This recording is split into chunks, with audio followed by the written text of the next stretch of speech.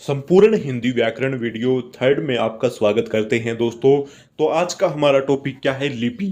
लिपि के बारे में भी क्या है, बहुत सारे क्वेश्चन एग्जाम में पूछे जाते हैं। इस टॉपिक को समझने के लिए क्या है, इस वीडियो को पूरा देखना। वीडियो काफ़ी छोटी बनेगी लेकिन क्या है, आपको अच्छे से सब कुछ समझ में आने वाला है। तो चैनल को सब्सक्राइब कर लेना। स्टार्ट करते हैं वीडियो को। देखो दोस्तों, मौखिक या कथित भाषा में ध्वनियाँ होती हैं। लिखित भाषा में उन ध्वनियों को विशेष आकारों या वर्णों द्वारा प्रकट किया जाता है। भाषा के लिखने के ढंग को लिपि कहते हैं। जब आपसे पूछा जाता है कि लिपि क्या होता है, देखो दोस्तों, लिपि को इंग्लिश में क्या कहते हैं? स्क्रिप्ट। लिपि को इंग्लिश में क्या कहते हैं? स्क्रिप्ट कहते हैं। और हिंदी में इसको क्या कहते हैं? लिपि ही कहते हैं। भाषा के लिखने के ढंग को क्या कहते हैं? लिपि। अभी आपको मैं यहाँ पर कुछ चीज़ें बताना चाहता हूँ कि भाषा को लिखने के लिए क्या है, कुछ ध्वनियाँ होती हैं जो हमारे मुख से निकलती हैं, उनको हम क्या कहते हैं? वर्ण कहते हैं। लेकिन सभी की सभी ध्वनियाँ क्या है, वर्ण नहीं होती। जैसा कि आप समझ सकते हैं कि देखो, ध्वनि तो सभी की होती है। जो निर्जीव चीज़ें होती हैं उनकी भी ध्वनि होती है, पशुओं की भी ध्वनि होती है। लेकिन जो मेन ध्वनियाँ होती हैं, जो हम सोच समझ कर निकालते हैं, जिनका कुछ अर्थ होता है, केवल उन्हीं ध्वनियों को क्या है, लिपि के अंदर शामिल किया गया है। और उनको अच्छे ढंग से लिखना, यानी कि भाषा को अच्छे ढंग से लिखना, सही ढंग से लिखना क्या कहलाता है दोस्तों? लिपि कहलाता है। तो लिपि के बारे में आपने जान लिया होगा। अब थोड़ा सा और जान लेते हैं।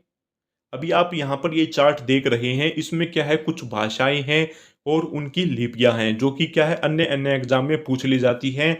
तो आप इस वीडियो को देख लेना, काफ़ी अच्छी वीडियो है और आपको टॉपिक समझ में आ जाएगा। मैं एक और बात बता देता हूँ, लिपि क्या होता है? भाषा के लिखने के ढंग को, कोई भी भाषा है उसकी अलग अलग लिपि हो सकती है, लिखने का ढंग अलग अलग होता है। क्योंकि हर भाषा के अंदर क्या है, वर्णों को लिखने का तरीका अलग अलग होता है।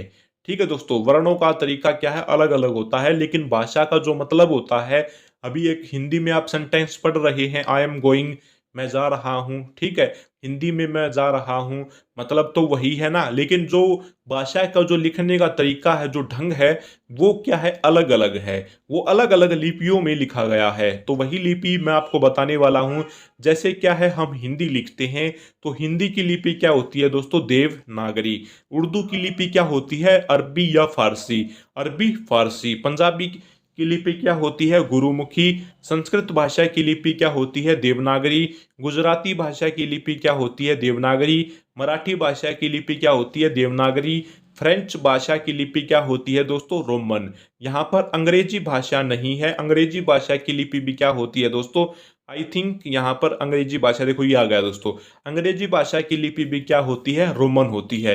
हिंदी भाषा की लिपि देवनागरी, उर्दू की फारसी, पंजाबी की गुरुमुखी, संस्कृत की देवनागरी, गुजराती की देवनागरी, मराठी की देवनागरी, फ्रेंच की रोमन, अंग्रेजी की क्या होती है दोस्तों? रोमन। तो आप, आई थिंक आपको पता चल गया है कि मैं आपको क्या समझाने का प्रयास कर रहा हूँ। यहाँ पर भाषाएं अलग अलग हैं लेकिन उनको लिखने का जो ढंग है, वो उनकी लिपियां हैं। जैसे हिंदी की लिपि देवनागरी है, अंग्रेजी की रोमन है, पंजाबी की लिपि को क्या कहते हैं? गुरुमुखी कहते हैं। बिल्कुल छोटा सा टॉपिक है, आप समझ लो। आप